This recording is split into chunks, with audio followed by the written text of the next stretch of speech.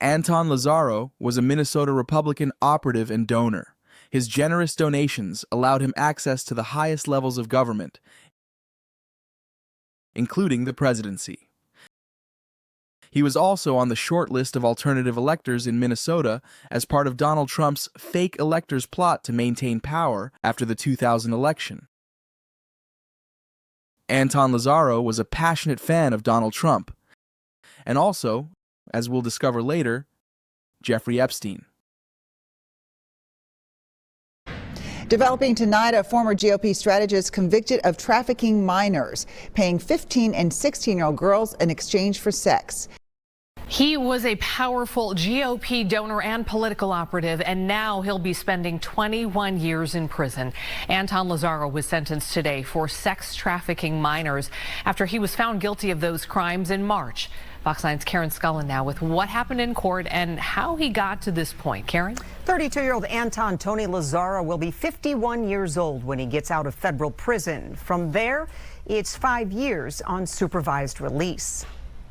Anton Tony Lazzaro was becoming a big GOP donor and political activist in Minneapolis, but now he's heading to prison. Prosecutors say Lazzaro targeted young girls and gave the 15 and 16-year-olds cash and gifts, and in exchange, the girls would Uber to his upscale condo for sex. He would use then 18-year-old Gisela Castro Medina to recruit the young girls, usually through social media. She was ultimately paid $50,000 by Lazzaro for her efforts, but testified against him at his March trial, where he was eventually found guilty.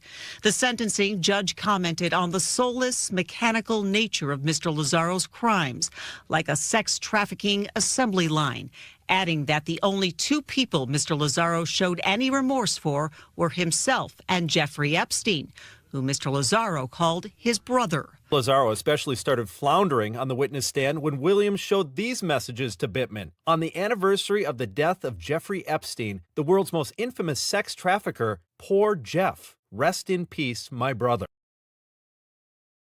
Lazzaro claimed the blurry photo might have been his grandfather before finally admitting it was Epstein.